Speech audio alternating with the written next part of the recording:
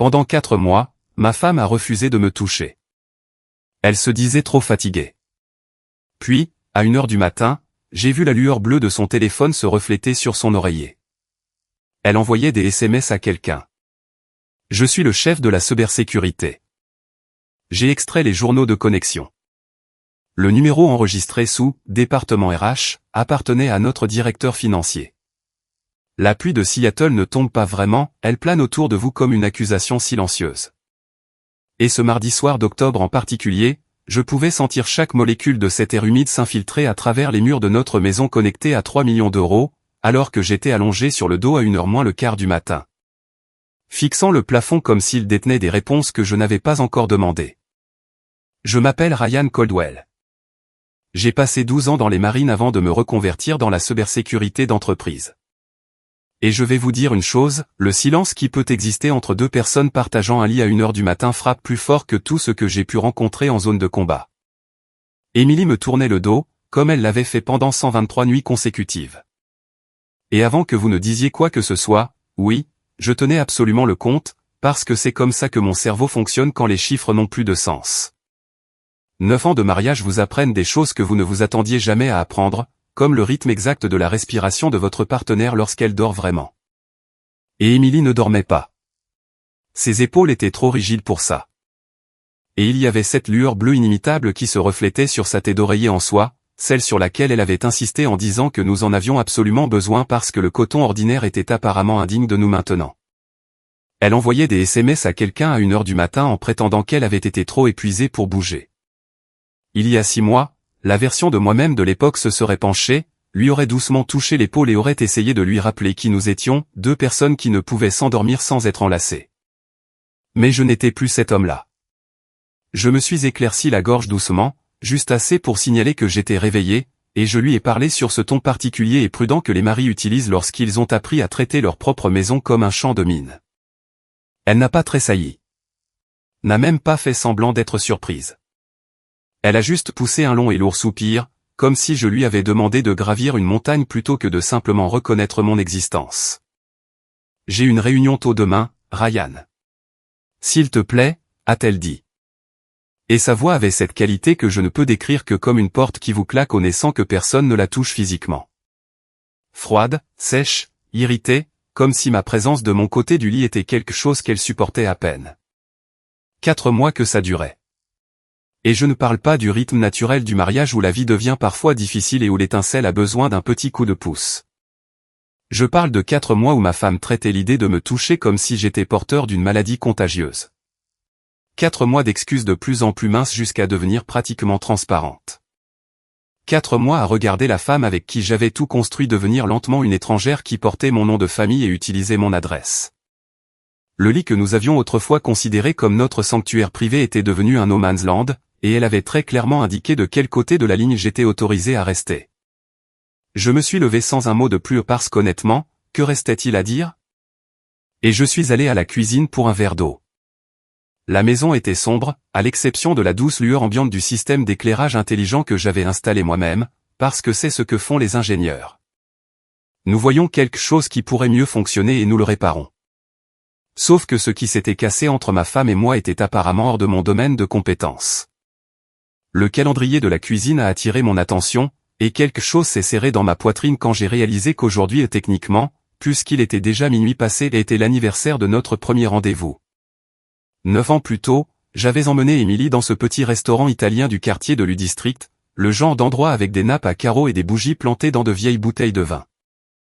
Et elle avait ri à presque tout ce que je disais et m'avait regardé comme si j'étais sincèrement la personne la plus fascinante qu'elle ait jamais eue en face d'elle. La date n'était pas encerclée sur le calendrier. Elle avait soit oublié, soit cessé de s'en soucier. Et honnêtement, je ne savais pas ce qui faisait le plus mal. Je n'ai pas dormi. Je suis juste resté assis là, dans le noir, à siroter mon eau et à écouter la pluie, laissant mon esprit vagabonder comme il le fait toujours, cataloguer les schémas, signaler les anomalies. Parce que la cybersécurité change votre façon de voir le monde. Vous commencez à tout interpréter comme un système. Et quand une partie d'un système commence à se comporter de manière anormale, c'est ce que nous appelons un indicateur de compromission. Et mon mariage, toute mon existence domestique, levait des drapeaux rouges comme s'il essayait de gagner un concours. Le matin est arrivé, enveloppé dans cette lumière plate et grise de Seattle qui donne à tout l'air d'une vieille photographie prise à travers un objectif embué. J'ai regardé Emily se préparer pour le travail comme on regarderait une vidéo de surveillance, cliniquement, détachée, à la recherche de données. Elle a passé 45 minutes à choisir sa tenue. C'était 20 minutes de plus que son temps de référence. Et elle fredonnait pour elle-même, fredonnait vraiment comme quelqu'un qui a quelque chose de sincèrement excitant qui l'attend. Ce quelque chose n'était clairement pas moi, et ce n'était clairement pas notre anniversaire qu'elle avait oublié de mentionner. Son téléphone a vibré sur le comptoir en marbre, et elle a traversé la pièce avant la deuxième vibration, son langage corporel passant de décontracté à alerte, comme quelqu'un qui attend un message qu'il a hâte de recevoir. Un client du bureau de Tokyo, ai-je demandé, gardant ma voix complètement neutre en sirotant mon café. Difficile avec le décalage horaire. Elle a levé vers moi ses yeux verts que je trouvais autrefois magnifiques et que je lisais maintenant surtout comme calculateur. Et elle m'a offert son sourire professionnel, celui qui s'arrête bien en dessous de ses vrais yeux. Tu sais ce que c'est. Les affaires mondiales ne prennent pas de jours de congé. Ce que je savais, c'est que North Peak Energy avait fermé ses opérations à Tokyo 6 semaines plus tôt en raison d'une restructuration. Ce que je savais aussi, c'est que ma femme venait de me regarder droit dans les yeux et de mentir sans la moindre hésitation. Et ce que je savais par-dessus tout, c'est que la femme qui se tenait devant moi dans sa robe chère et ses talons de créateur n'était pas la même personne que j'avais épousée. Elle était devenue quelqu'un d'autre entièrement. Quelqu'un qui me regardait comme si j'étais un meuble. Quelqu'un qui inventait des histoires sur des appels téléphoniques, travaillait des heures incroyablement longues et rentrait à la maison avec l'odeur du parfum de quelqu'un d'autre et de plats de restaurant que je n'avais jamais été invité à partager. Après qu'elle soit sortie de l'allée dans la BMW sur laquelle elle avait insisté parce que sa Lexus était apparemment trop embarrassante pour être vue dans le garage de North Peak, je me suis assis à mon ordinateur de bureau à la maison et je me suis mis au travail. Je suis le chef de la cybersécurité chez North Peak Energy. Cela me donne accès à des choses dont la plupart des gens ignorent l'existence et, plus important encore, cela me donne les compétences pour localiser des choses que les gens sont convaincus d'avoir enterrées. Certains hommes dans ma position auraient explosé, crié, cassé des choses, exigé le genre de réponse qui ne change rien en réalité. Mais je n'étais pas l'un de ces hommes. J'étais un ancien marine qui avait passé 12 ans à apprendre que le premier principe de toute opération est le renseignement. On ne dévoile jamais ses cartes avant d'être prêt à jouer sa main. La première chose que j'ai faite a été d'extraire les données GPS du téléphone d'entreprise d'Emily, auquel j'avais un accès tout à fait légitime en tant qu'administrateur de la sécurité de l'entreprise. Ce que j'ai trouvé était intéressant, de la même manière que la confirmation de ce que l'on soupçonnait déjà est une forme particulière d'intérêt. Sur le papier, son téléphone enregistrait du temps au bureau et à la maison, exactement là où le téléphone d'une directrice marketing dévouée était censé se trouver. Mais les téléphones sont des choses qui fuient. Ils laissent des traces dans des endroits auxquels les gens oublient de penser. En fouillant dans les journaux de réseau, j'ai découvert que son téléphone avait régulièrement contacté des antennes relais près de Bellevue, plus précisément des antennes près d'un hôtel de charme appelé le Silver Bay. Le genre d'endroit populaire auprès des cadres qui ont plus besoin d'un certain niveau de confidentialité que d'un tarif d'entreprise. 40 miles de plus par semaine à son compteur qu'elle ne pouvait pas justifier. Des visites régulières dans un hôtel qui n'avait rien à voir avec une quelconque campagne marketing que je pouvais trouver. Et des notes de restaurant pour des endroits servant des huîtres et du champagne, ce qui était notable car Emily m'avait toujours dit qu'elle détestait les huîtres. Elle disait que ça lui rappelait de la morve. Apparemment, son palais avait changé ou, plus probablement, quelqu'un d'autre avait passé la commande. Les pièces ont commencé à s'emboîter avec la précision froide et mécanique d'un puzzle que vous souhaiteriez désespérément pouvoir arrêter de faire, mais que vous ne pouvez pas. La nouvelle habitude d'aller à la salle de sport. Le parfum de hall d'hôtel qu'elle avait commencé à porter. La façon dont elle avait commencé à m'appeler Ryan au lieu du surnom qu'elle utilisait depuis des années. Les nouvelles tenues. Les nuits tardives. Les voyages d'affaires qui ne correspondaient à rien sur son emploi du temps réel. Chaque détail était un autre point de données dans une équation que je ne voulais pas résoudre mais que je ne pouvais m'empêcher de calculer parce que c'est la partie de mon cerveau que je ne peux pas éteindre. Elle trouve la vérité, que je le veuille ou non.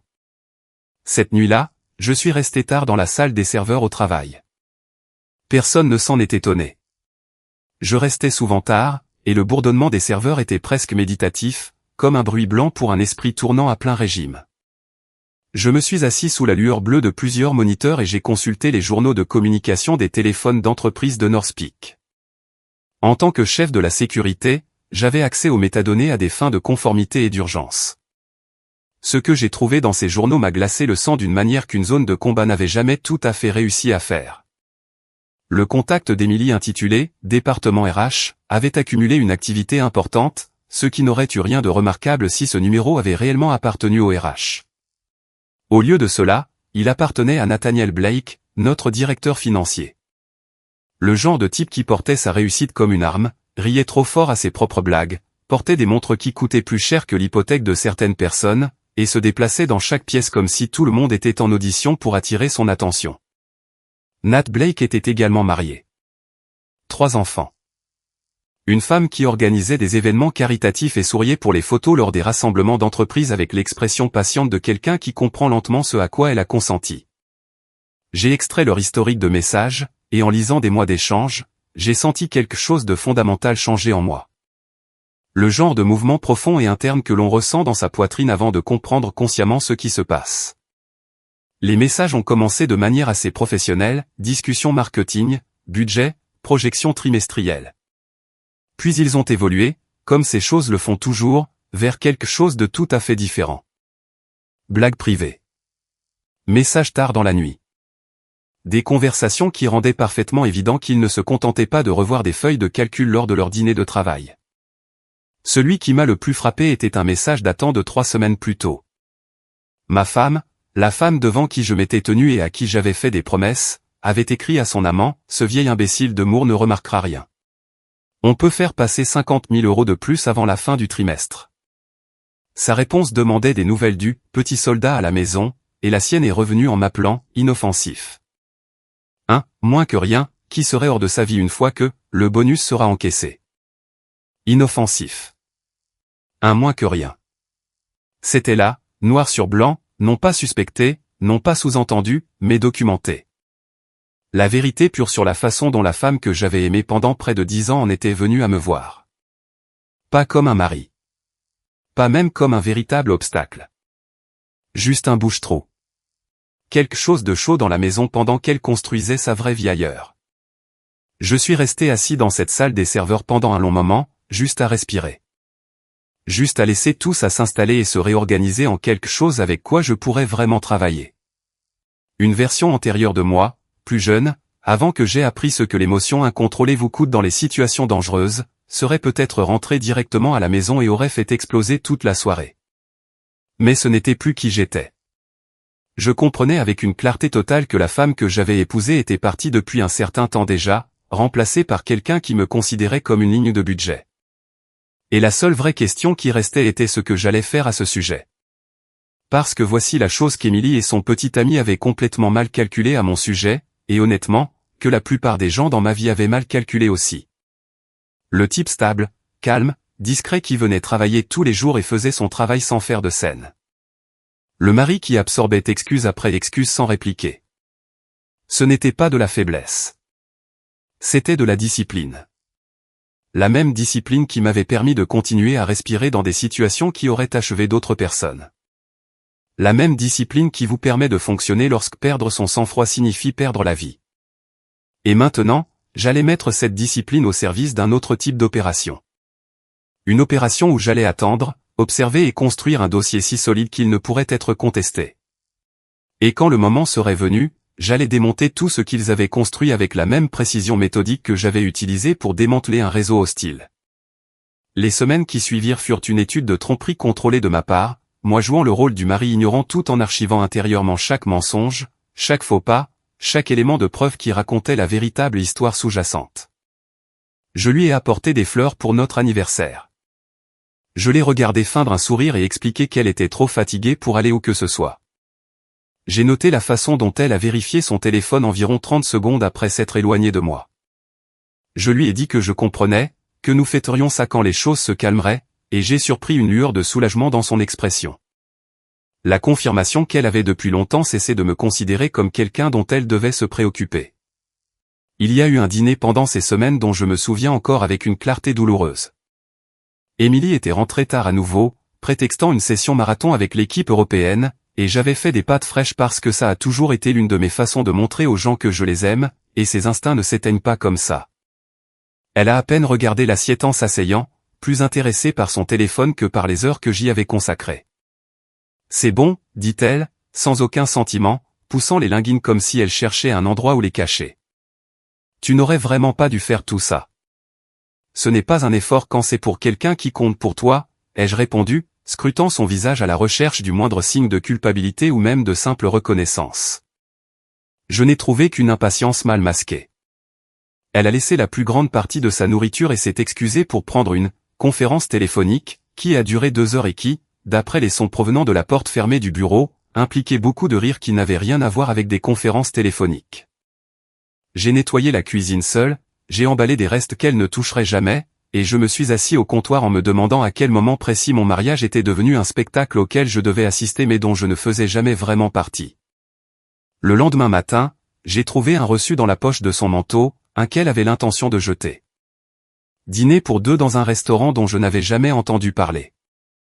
L'addition montrait du champagne, des huîtres, un dessert, le genre de dépense qui sent la célébration, pas la réunion avec un client. La date sur le reçu était celle de notre anniversaire. La même nuit où elle m'avait dit qu'elle était trop épuisée pour faire autre chose que de se jeter au lit. Elle n'avait pas seulement oublié la date. Elle avait activement pris d'autres dispositions pour cette soirée pendant que je restais à la maison à regarder les heures passer et à me dire que parfois, le travail est vraiment aussi exigeant. Pendant ce temps, je continuais à fouiller dans les dossiers financiers, suivant la piste de l'argent qu'Émilie et Nat avaient été si négligents à dissimuler. Ils avaient créé une société écran, une société de conseil en marketing qui n'existait que sur le papier, et avaient fait passer des factures gonflées par le budget publicitaire de Northpeak au cours des 18 derniers mois. Les chiffres n'étaient pas stupéfiants selon les normes de l'entreprise, mais ils s'additionnaient. 2,5 millions d'euros détournés par le biais de fausses campagnes, de fournisseurs fantômes et d'une comptabilité créative qui ferait pleurer un expert comptable judiciaire. Et le détail qui m'a presque fait éclater de rire, seul dans ma salle des serveurs dans le noir, ils avaient fait tout ça en utilisant les systèmes de l'entreprise, laissant des empreintes numériques absolument partout. Comme 2 amateurs qui s'étaient convaincus qu'ils étaient des génies du crime. Mais c'était pire, et bien sûr que c'était pire. En continuant à tirer les fils, j'ai découvert qu'Émilie ne s'était pas contentée de voler de l'argent et de coucher avec son patron. Elle avait activement démantelé les carrières d'autres personnes pour dégager sa propre voie. Des emails internes montraient qu'elle transmettait des informations confidentielles sur des candidats concurrents au poste de vice-président à Nat, lui donnant de la matière pour saboter leurs projets et les faire paraître incompétents devant Harold Moore, le fondateur et PDG de l'entreprise. Des gens qui avaient travaillé dur et agi avec intégrité ont vu leur carrière dérailler parce que ma femme voulait un bureau d'angle au point de brûler quiconque se mettait en travers de son chemin. Harold Moore était de la vieille fortune et des vieilles valeurs, un milliardaire autodidacte qui avait bâti Northpeak à partir d'une seule station-service du Montana pour en faire un empire énergétique régional grâce à son obstination et à un engagement quasi religieux à bien faire les choses. Le genre d'homme qui répondait encore parfois à son propre téléphone et pouvait se souvenir du nom d'employé qu'il avait croisé une fois lors d'un pique-nique d'entreprise 3 ans plus tôt. C'était aussi le genre d'homme qui prenait la trahison personnellement. Le genre de personnellement qui a des conséquences. Quand j'ai fini de tout compiler, je savais exactement sur quel bureau cela devait atterrir. La réunion avec Harold a eu lieu un jeudi après-midi dans son bureau d'angle au 40e étage, d'où l'on pouvait voir tout Seattle s'étaler en contrebas comme le plan de tout ce qu'il avait construit. Je suis entré avec un dossier noir rempli d'imprimés, chaque email, chaque transaction, chaque document que j'avais recueilli et je l'ai posé sur son bureau sans préambule, car Harold était un homme qui appréciait d'aller droit au but. « Qu'est-ce que c'est, Caldwell » dit-il sans lever les yeux de son écran. « Vous demandez un congé ou quelque chose comme ça ?»« Non, monsieur, dis-je, gardant ma voix stable et professionnelle.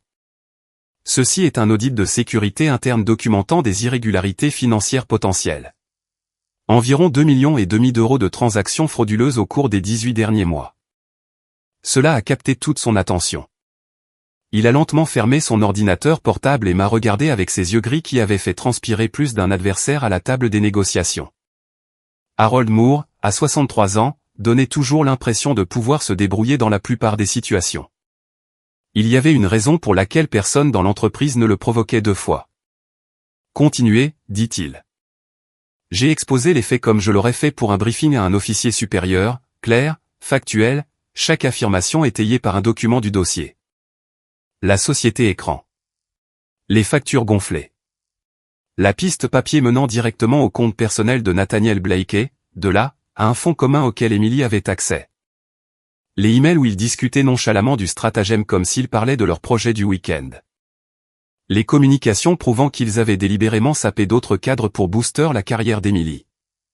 Et oui, les images de l'hôtel non pas parce que je voulais sa sympathie, mais parce qu'elles établissaient la nature de leur relation d'une manière qui donnait un contexte à tout le reste. J'y avais accédé par des canaux de sécurité légitimes, le genre d'accès qui relevait techniquement de mon rôle même si je n'aurais normalement pas eu l'occasion de l'utiliser de cette façon.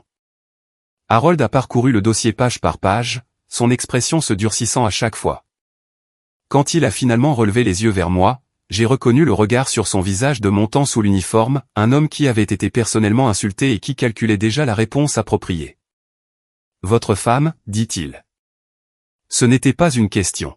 « Oui, monsieur. » Elle l'est toujours, légalement. Je suppose que ça va bientôt changer. Il m'a regardé un long moment. Je savais ce qu'il cherchait, un signe que c'était la vendetta personnelle d'un mari amer plutôt qu'une affaire de sécurité légitime. Ce qu'il a vu sur mon visage a dû dissiper cette inquiétude car il a hoché la tête brusquement, le genre de signe qui signifie qu'une décision a été prise. Ils ont sous-estimé la mauvaise personne, mon garçon. Ils s'en sont pris à quelqu'un qui sait se battre sans faire de spectacle. Il a posé sa main à plat sur le dossier comme pour sceller une promesse. Le gala de charité a lieu vendredi.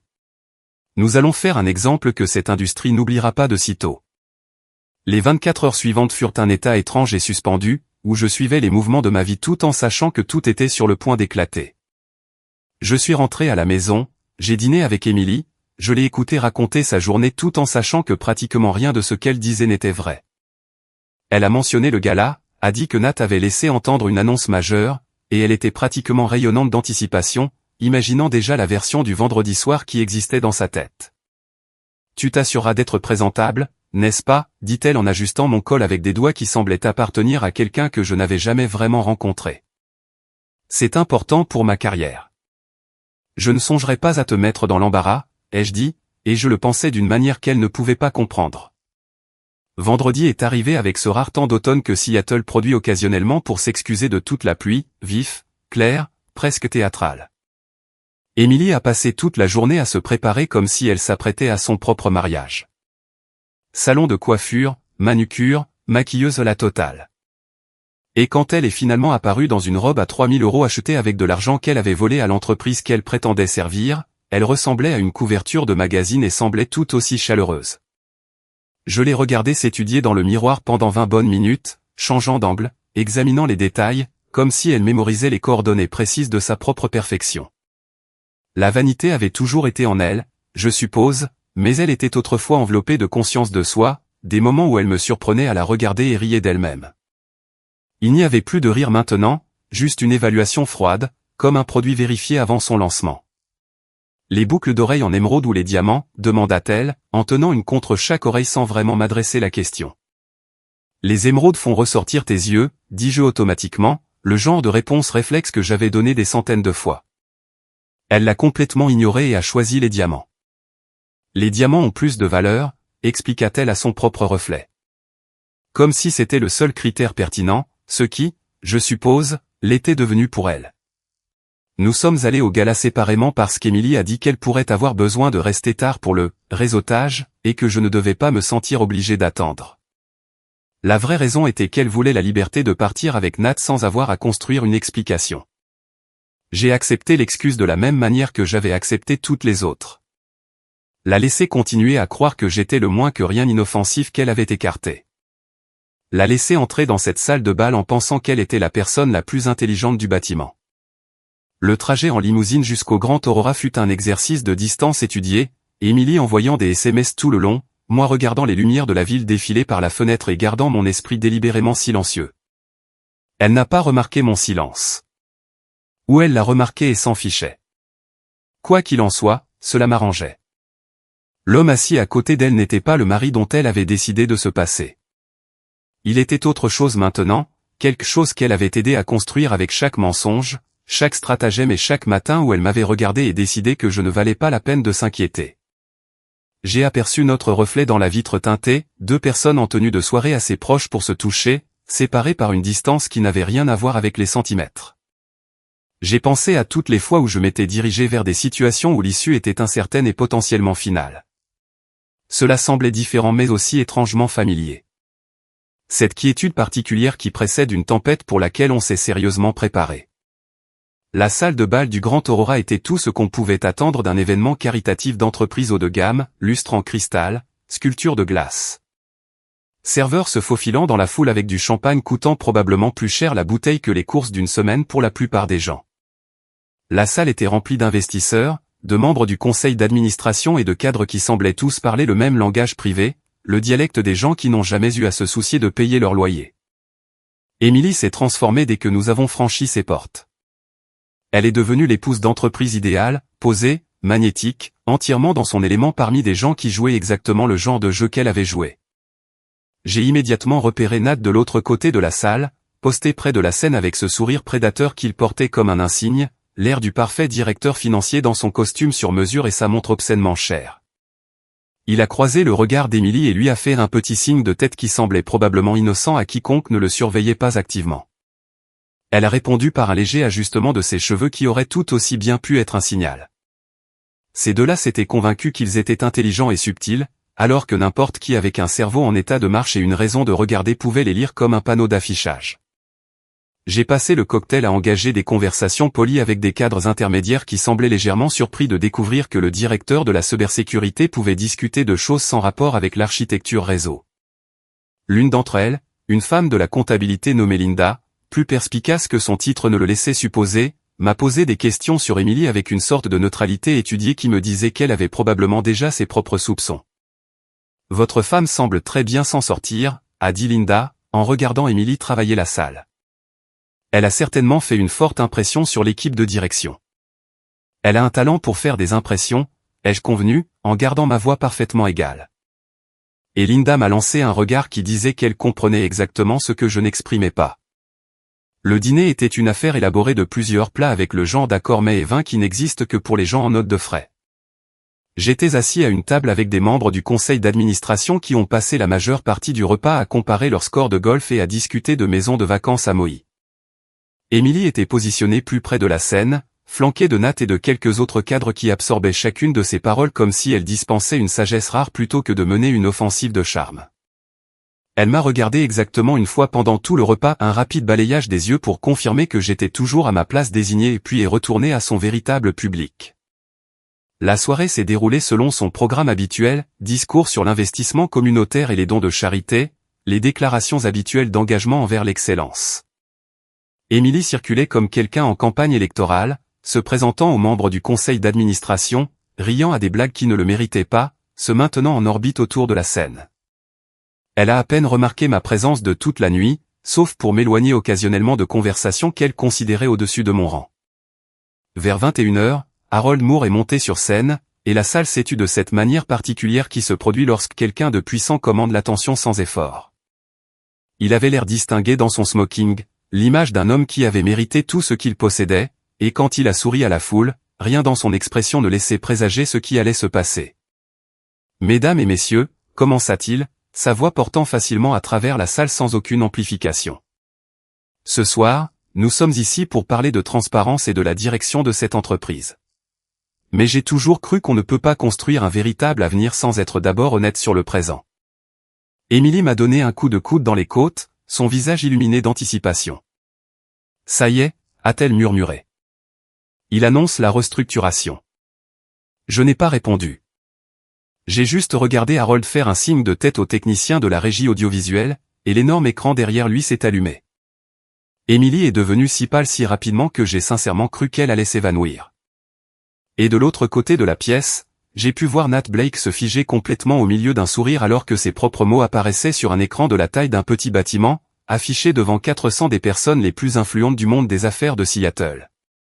Ce vieil imbécile de Moore ne remarquera rien. On peut faire passer 50 000 € de plus avant la fin du trimestre. Et le petit soldat à la maison. Ryan? Il est inoffensif. Un moins que rien qui sera hors de ma vie dès que le bonus sera touché. Le silence dans cette salle de bal était total, le genre de silence où l'on peut réellement entendre la glace bouger dans les seaux à champagne. Et puis la voix de Harold l'a transpercée comme une lame. Ces messages, dit-il, d'un ton presque conversationnel, ont été échangés entre mon directeur financier et ma directrice du marketing au cours des derniers mois dans le cadre d'un stratagème qui a escroqué cette entreprise de plus de 2 millions d'euros et a délibérément détruit les carrières de plusieurs cadres travailleurs dont la seule erreur a été de se trouver sur le chemin de quelqu'un d'autre. L'écran est passé à des documents financiers, des registres de transactions, toute la piste papier exposée avec des détails indéniables. Un murmure a parcouru la foule comme la première secousse avant un tremblement de terre, et le verre de champagne de quelqu'un a heurté le sol en marbre et s'est brisé avec un son semblable à un coup de pistolet de départ. Puis la vidéo est apparue. Des images de surveillance de l'hôtel Silver Bay. Emily et Nat traversant le hall ensemble, sa main posée bas sur son dos, tous deux riant comme des gens sans souci au monde, entrant dans un ascenseur qui ne les emmenait clairement pas à des étages séparés. Les images étaient suffisamment sobres pour ne pas passer aux informations du soir, mais suffisamment claires dans ce qu'elles montraient pour que personne dans cette salle ne puisse maintenir une quelconque prétention polie sur ce qu'il regardait. Nat s'est dirigé vers la sortie, mais 2 gardes de sécurité se sont mis sur son chemin comme s'ils avaient été placés là spécifiquement pour ce moment, parce que c'était le cas, puisque je les avais personnellement briefés avant l'événement. Son expression est passée de prédateur confiant à épave blême en environ 3 secondes, et le voir comprendre en temps réel que tout son monde construit s'effondrait a presque compensé 4 mois à rester éveillé seul dans le noir. Emily a attrapé mon bras, ses doigts s'enfonçant assez fort pour laisser des marques, sa voix un sifflement désespéré qu'elle voulait probablement discret mais qui apportait clairement dans le silence qui nous entourait. Ryan, fais quelque chose. C'est faux. Ce sont des fabrications. Quelqu'un a monté ce coup. Je l'ai regardé, vraiment regardé, au-delà du maquillage impeccable et de la robe chère, jusqu'à la personne qu'elle était réellement devenue. La personne qui m'avait traité d'inoffensif et de moins que rien par écrit, qui m'avait menti en face tous les jours pendant des mois sans broncher, qui avait volé, manipulé et laissé une traînée de gens blessés derrière elle sans un moment de remords visible. Et ce que j'ai ressenti n'était pas de la colère. C'était quelque chose de plus silencieux que ça. Une clarté froide et posée qui ressemblait presque à de la paix. Je suis le chef de la cybersécurité, Emily, ai-je dit, en m'assurant que ma voix portait jusqu'aux personnes assez proches pour entendre chaque mot. J'ai personnellement authentifié chacun de ces fichiers. Chacun d'eux est réel. J'ai baissé la main et j'ai retiré sa main de ma manche, lentement et délibérément, comme on enlèverait un fil d'une veste par ailleurs impeccable. L'expression sur son visage alors qu'elle comprenait enfin, qu'elle saisissait mon rôle dans tout cela, est quelque chose que je porterai avec moi pour le reste de ma vie. Pas avec fierté exactement, mais avec une reconnaissance sombre que certaines choses, une fois faites, ne peuvent être annulées. La voix de Harold a de nouveau retenti dans les haut-parleurs, formelle et finale maintenant. Emily Caldwell et Nathaniel Blake sont par la présente licenciés pour faute grave, avec effet immédiat. Leur participation à la fraude d'entreprise et aux violations de l'éthique a été signalée aux autorités compétentes, qui attendent actuellement dans le hall pour poursuivre cette conversation. Les flashs des appareils photo ont éclaté de partout, une tempête de lumière alors que chaque journaliste dans la salle comprenait qu'il tenait le genre d'histoire qui fait une carrière. Emily se tenait au centre de tout cela, l'image qu'elle avait passé des années à construire se dissolvant en temps réel autour d'elle. De l'autre côté de la salle, Nat était guidé vers la sortie par la sécurité avec une sorte de prise ferme et exercée qui indiquait clairement que la résistance n'était pas une option. Elle s'est tournée vers moi une dernière fois, et j'ai regardé les émotions défiler sur son visage en séquence, le choc s'effondrant en rage, la rage se dissolvant en quelque chose qui ressemblait beaucoup à de la peur, alors qu'elle comprenait enfin toute l'étendue de ce qu'elle avait sous-estimé. « C'est toi qui as fait ça, dit-elle. D'un ton plat. Certain. C'est toi qui as fait ça, ai-je répondu. Je me suis contenté de tout noter. La foule s'est écartée alors que je me dirigeais vers la sortie, et je n'ai pas regardé en arrière. Derrière moi, je pouvais entendre la voix d'Emily monter dans les aigus à l'approche des policiers, une série d'excuses et d'accusations auxquelles plus personne autour d'elle ne prêtait attention. Mais tout cela s'est estompé en bruit de fond dès que je suis sorti dans la nuit fraîche de Seattle et que j'ai pris la première grande inspiration que j'avais réussi à prendre depuis ce qui semblait être une éternité. Les 48 heures suivantes furent un ouragan de conséquences que j'ai observé à une distance prudente, comme on observe une démolition contrôlée derrière une barrière. L'avocat de Nat l'a fait sortir sous caution, mais son premier geste a été de rejeter si complètement la faute sur Emily que leur ancienne alliance est devenue une blague récurrente dans les cercles d'affaires pendant des mois. Selon sa déclaration, il avait été séduit et manipulé dans un stratagème qu'il n'avait pas vraiment compris, contraint par une femme qui avait utilisé son charme personnel pour outrepasser son meilleur jugement. Ce qui était exactement le genre de dérobade lâche que j'attendais d'un homme qui n'avait jamais volontairement accepté la responsabilité de quoi que ce soit. La couverture médiatique était implacable, comme tout est implacable de nos jours. Chaque détail décortiqué, réassemblé et décortiqué à nouveau jusqu'à ce qu'il ne reste que l'indignation et les commentaires. Quelqu'un a fait fuiter la photo d'entreprise d'Emily, et du jour au lendemain, son visage était partout, la cadre de haut vol qui avait trahi son entreprise, son mari, et essentiellement tous ceux qui lui avaient rendu service. Les sections de commentaires étaient prévisiblement brutales, un mélange de fureur morale et de satisfaction à peine dissimulée de voir quelqu'un tomber de la hauteur qu'il avait mis tant d'efforts à atteindre. Les collègues qui lui avaient souri dans les salles de conférence et accepté son aide sur leur projet se sont retournés contre elle avec une férocité particulière réservée aux gens qui se font prendre à faire ce que tout le monde soupçonnait mais ne pouvait prouver. Les mêmes cadres qui avaient loué son dynamisme et son ambition affirmaient soudain qu'ils avaient toujours senti que quelque chose clochait chez elle, qu'ils avaient toujours su qu'elle était trop affamée, trop stratège, trop disposée à écraser tout ce qui devait l'être. Le genre d'histoire révisionniste que les organisations maîtrisent très bien. Tout le monde se précipitant pour prendre ses distances avec l'échec tout en empochant discrètement tout le crédit qu'ils avaient tiré de son succès. Les cartes de crédit d'entreprise d'Emily ont été coupées avant même qu'elle ne quitte le gala. Ses comptes ont été gelés dans le cadre de l'enquête pour fraude. Sa voiture de société a été signalée pour retour immédiat. Au matin, son visage était en première page de tous les médias locaux, et pas de la manière pour laquelle elle avait travaillé pendant des années. La cadre ambitieuse qui avait tout misé sur un bureau d'angle était maintenant l'histoire édifiante que les départements des ressources humaines citeraient dans les formations d'éthique pour les années à venir. J'ai reçu des appels de journalistes voulant des citations, d'avocats voulant des dépositions, d'anciens collègues voulant des ragots déguisés en préoccupations sincères. Je n'ai pas répondu à la plupart d'entre eux. Ce n'était pas un récit que j'avais besoin de façonner ou une histoire que je voulais m'approprier. Les preuves documentées existaient dans les dossiers du tribunal, les registres financiers et les communications d'entreprises qui seraient probablement étudiées dans les programmes d'éthique des affaires pendant un certain temps. Elle a essayé de rentrer à la maison cette nuit-là. Elle est restée sous la pluie près du portail d'entrée comme dans un film, sauf que ce n'était pas une comédie romantique et qu'il n'y avait pas de moment de pardon réconfortant à venir. Le code du portail avait déjà été changé, une chose dont je m'étais occupé plus tôt dans la journée en même temps qu'une consultation avec un avocat spécialisé en divorce qui s'occupait de la protection des actifs dans les cas de fraude conjugale. Ces affaires étaient emballées dans des cartons qui commençaient déjà à ramollir sous la bruine de Seattle, vêtements de marque, chaussures chères et toutes les preuves matérielles d'une vie qu'elle avait bâtie sur des ressources volées et une confiance brisée. Je l'ai observée sur la caméra de sécurité pendant un moment. Je l'ai regardée frapper au portail, puis à la porte. J'ai regardé le mascara couler sur ses joues en longues lignes noires alors que la pluie la transformait de prédatrice d'entreprise en quelque chose de plus petit et de plus difficile à regarder. Il fut un temps où la voir en détresse m'aurait fait accourir, quoi qu'elle ait fait. Ce temps était révolu quelque part entre la lecture de ses messages et le fait de la regarder me mentir en face sans aucun conflit visible. Elle est restée là pendant près d'une heure, alternant entre frapper sur les choses et s'effondrer contre elle. Je me suis demandé ce qui se passait réellement dans son esprit. Si elle était sincèrement désolée ou juste désolée du résultat. Si quelque part derrière tout le calcul, il y avait même une compréhension de base de la différence.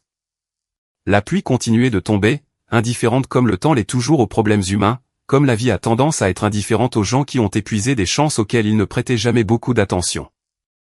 Finalement, elle a sorti son téléphone, appelant probablement l'un des amis qui découvrirait bientôt que l'association avec elle était devenue professionnellement gênante. Quand j'ai finalement ouvert la porte, je suis resté sur le seuil. La pluie tombait fort maintenant, et Emily ressemblait à une personne complètement différente de la femme qui avait passé toute la matinée à se préparer pour son propre couronnement.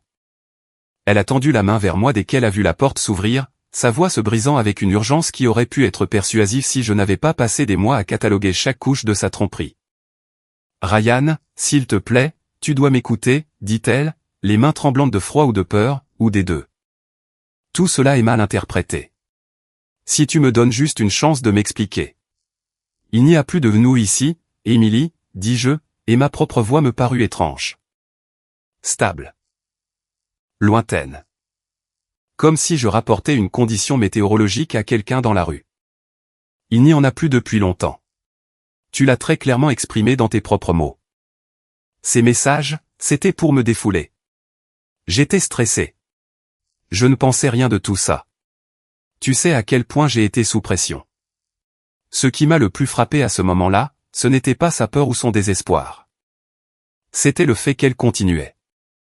Continuait à mentir, à pivoter, à me traiter comme le moins que rien inoffensif de ses SMS. Même maintenant, avec tout ce qui l'entourait en ruine, elle ne parvenait pas à trouver le chemin de la vérité. Ne pouvait pas reconnaître ce qu'elle avait fait sans immédiatement le reformuler comme étant la faute de quelqu'un d'autre. Certaines personnes n'y arrivent jamais, ne comprennent jamais que les tactiques qui les ont mises dans le pétrin ne seront pas les tactiques qui les en sortiront. J'ai attrapé une enveloppe Kraft derrière la porte, du genre qui semble plus lourde qu'elle ne le devrait simplement à cause de ce qu'elle représente. Les papiers du divorce, dis-je en les plaçant dans ses mains. Et une ordonnance restrictive. Tu es tenu de rester à au moins 150 mètres de moi, de cette maison et de mon lieu de travail. La maison a été achetée entièrement avec mes revenus et mon héritage, donc tu prendras tes effets personnels et rien de plus. Son visage s'est durci, les dernières traces de la charmante personnalité publique s'effaçant enfin. Tu penses que tu peux simplement te débarrasser de moi après tout ce que j'ai investi dans ce mariage. J'ai failli trouver ça drôle. J'ai failli laisser l'audace pure de cette phrase briser mon sang-froid. Mais j'ai tenu bon. Que as-tu investi exactement dans ce mariage, Émilie? Une liaison avec ton patron? 2,5 millions d'euros de vol d'entreprise. M'appeler inoffensif par écrit pendant que tu planifiais ta sortie? Passer notre anniversaire avec quelqu'un d'autre pendant que j'étais assis à la maison. J'ai secoué lentement la tête. Tu n'as pas traité ce mariage comme quelque chose qui valait la peine d'être protégé. Tu l'as traité comme des frais généraux. Et maintenant, tu apprends que certaines pertes ne peuvent être récupérées. Tu fais une énorme erreur, dit-elle, et la chaleur avait complètement disparu maintenant. Il ne restait que du venin froid. Je te mettrai en pièces au tribunal. Je partirai avec tout. Tu es libre d'essayer, dis-je, et je le pensais sincèrement. Mais je te conseille de lire ces papiers attentivement avant d'élaborer ta stratégie. Mon avocat a une image très complète de ta situation financière, y compris quelques transactions spécifiques que les enquêteurs fédéraux pourraient trouver intéressantes, s'ils ne l'ont pas déjà fait. Le combat l'a quitté alors, rapidement, comme si on voyait la pression chuter dans une pièce. Elle s'est appuyée contre le cadre de la porte avec l'enveloppe contre sa poitrine, et la femme en face de moi ne ressemblait en rien à la cadre qu'elle avait tout sacrifié pour devenir. J'ai réalisé, à ma propre surprise, que je ressentais quelque chose proche de la pitié. Non pas parce qu'elle ne méritait pas ce qui se passait, mais parce que je regardais quelqu'un prendre conscience du poids total de ses propres choix et enfin, trop tard, comprendre ce qu'ils avaient réellement coûté. « Où suis-je censé aller ?» demanda-t-elle, et sa voix était devenue petite. « Ce n'est plus quelque chose auquel je peux répondre pour toi, dis-je. » Et j'ai fermé la porte. Le clic de la serrure a sonné comme la fin d'un chapitre, ce qui était exactement le cas. Je suis resté dans le hall de ma maison vide et j'ai écouté la pluie et les bruits étouffés d'Émilie qui s'éloignaient, et j'ai attendu que la vague de triomphe ou de justification ou, au minimum, de satisfaction, m'envahisse. Ce que j'ai ressenti à la place, c'était un vide particulier. Le genre de vide que l'on ressent quand on a porté quelque chose de très lourd pendant très longtemps, et le poser enfin vous laisse plus léger mais aussi étrangement à la dérive. Je suis allé dans le salon et je me suis versé un verre de whisky de la bouteille que j'avais gardée pour une occasion spéciale sans jamais vraiment décider ce que cela signifiait. La première gorgée a brûlé comme il fallait, et je me suis installé dans mon fauteuil et j'ai regardé la pluie à travers la vitre et j'ai laissé mon esprit se calmer pour la première fois depuis des mois. Il y avait encore beaucoup à venir, avocat, paperasse, probablement des mois de procédure judiciaire avant que tout ne soit entièrement résolu, mais c'était un problème pour une future version de moi-même. La version présente avait fait ce qui devait être fait et allait maintenant s'asseoir dans le silence et apprécier qu'il ne se sente plus oppressé. La maison semblait différente. Ou peut-être que j'étais différent. Probablement les deux. Les traces de la présence d'Émilie étaient encore partout, ses choix de décoration, les meubles disposés comme elle les avait disposés, mais elles ressemblaient maintenant à des artefacts d'un site de fouille, des preuves d'une époque antérieure plutôt que d'une partie de quelque chose de vivant. Je changerai les choses éventuellement. Je ferai de l'espace le mien de la manière dont je n'avais jamais pris la peine de m'imposer quand j'étais occupé à accommoder quelqu'un qui avait déjà décidé de ne pas rester. Les semaines qui suivirent furent accompagnées de leur cortège de procédures judiciaires, de déposition et du genre de paperasse qui vous fait brièvement apprécier l'efficacité de solutions plus directes. L'avocat d'Emily a essayé tous les angles possibles, pression au travail, un mari contrôlant, une série d'explications alternatives qui auraient pu fonctionner s'il n'y avait pas eu une montagne documentée de preuves suggérant le contraire. L'enquête pour fraude s'est étendue pour inclure des accusations fédérales une fois que le compte offshore a fait surface, et soudain, la situation juridique d'Emily était bien plus grave qu'un divorce contesté. J'ai témoigné 2 fois, une fois pour le divorce, une fois pour l'affaire fédérale, et les 2 fois, j'ai gardé mes réponses courtes, factuelles et complètement résistantes à tout appât conçu pour me rendre émotif ou spéculatif. Son équipe juridique a essayé de me présenter comme un mari vengeur qui avait monté un dossier par dépit personnel. Mais les experts comptables judiciaires avaient validé tout ce que j'avais trouvé et avaient ensuite identifié des éléments supplémentaires. À la fin de la première semaine de témoignage, même ses propres avocats semblaient ne plus y croire. Le plus dur n'était pas les procédures judiciaires, ni l'attention des médias, ni les rencontres hostiles occasionnelles avec quelqu'un qui avait cru à la version d'Emily. Le plus dur, c'était le silence. Rentrer à la maison dans une maison vide et prendre instinctivement mon téléphone pour partager quelque chose de ma journée avant de me souvenir que la personne avec qui j'avais partagé ce rituel pendant près d'une décennie était simplement partie. Pas morte, juste transformée en quelqu'un d'inconnaissable, quelqu'un que je ne choisirais pas de connaître même si la reconnaissance était possible. Nat a plaidé coupable en échange d'une peine de prison importante et d'amende financière assez élevée pour effacer la plupart de ceux qu'il avait volés. Son accord de coopération a rendu impossible pour Emily de prétendre qu'elle n'avait pas compris toute la portée de ce qu'il faisait. Sa femme a demandé le divorce dans la semaine, et la rumeur dans le réseau d'entreprises disait qu'elle avait vendu la maison à Medina et était retournée vivre avec sa famille dans le Connecticut avec les enfants.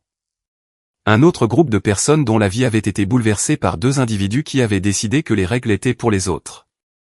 J'ai croisé l'ex-femme de Nat une fois, environ 6 mois après tout ça, dans un café près de mon bureau. Elle m'a reconnu avant que je ne la reconnaisse, ce qui était logique, puisque mon visage avait été dans les journaux presque aussi souvent que celui de son mari, et elle s'est arrêtée à ma table avec une expression que je n'ai pas pu lire immédiatement. « Ryan Caldwell », dit-elle. Ce n'était pas une question. « Madame Blake », dis-je, ne sachant pas quoi offrir d'autre. « Catherine, s'il vous plaît. Je pense que la formalité est un peu déplacée à ce stade. » Elle a demandé si elle pouvait s'asseoir un instant, et nous avons parlé pendant une 20aine de minutes. 2 personnes dont la vie avait été détruite par la même source, comparant leurs notes sur ce à quoi ressemble la reconstruction. Elle allait mieux que ce à quoi je m'attendais. Avait renoué avec des personnes qui comptaient. Était en train de reconstruire une version d'elle-même qui ne dépendait pas de la carrière de son mari ou de son réseau de mensonges. Elle m'a remercié, ce que je n'avais pas anticipé, pour avoir tout mis en lumière. Le pire, c'était de ne pas savoir, dit-elle en remuant un café qu'elle touchait à peine. Soupçonner, mais n'être jamais certaine. Au moins maintenant, je sais exactement à quoi j'avais affaire. Je lui ai dit que j'étais content qu'elle aille de l'avant, et je le pensais.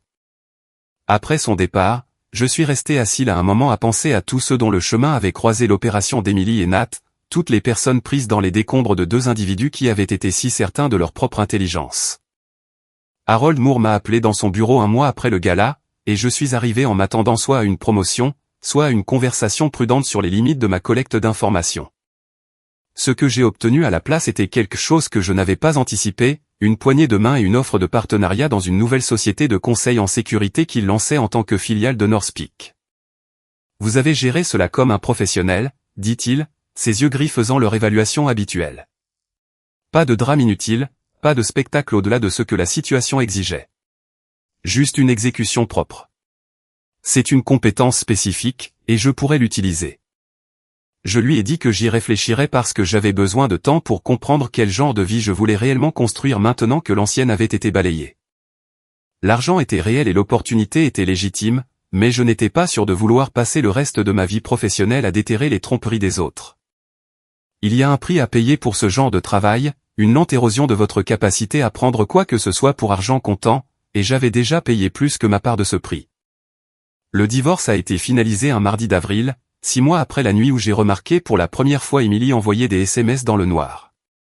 Le juge avait agi rapidement une fois que les crimes financiers avaient été pris en compte dans le tableau des actifs, et les efforts d'Emily pour réclamer la moitié de tout s'étaient effondrés sous le poids documenté de ses propres intentions déclarées de partir une fois l'argent encaissé. Elle est partie avec ses effets personnels et ses frais de justice, et je suis sorti de ce palais de justice en ressentant quelque chose que je n'avais pas ressenti depuis plus longtemps que je ne pouvais m'en souvenir avec précision, la liberté très spécifique d'être soulagé d'un poids lourdon. On avait cessé de remarquer la présence. J'ai fini par accepter l'offre de Harold, après quelques mois de thérapie et de véritables réflexions dans le lent processus de découvrir qui Ryan Caldwell était censé être quand il ne jouait pas le rôle de mari loyal à quelqu'un qui n'avait jamais eu l'intention de lui rendre cette loyauté.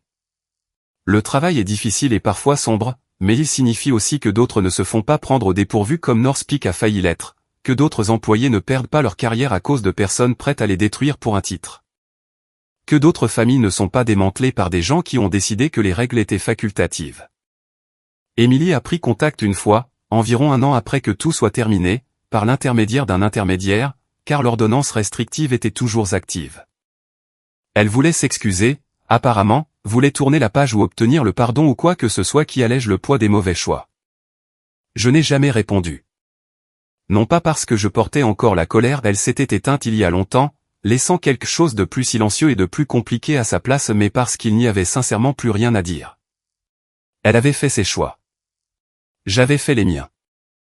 Les conséquences étaient tombées là où elles devaient. Revenir sur tout cela aurait été comme appuyer sur une blessure qui avait enfin commencé à se refermer.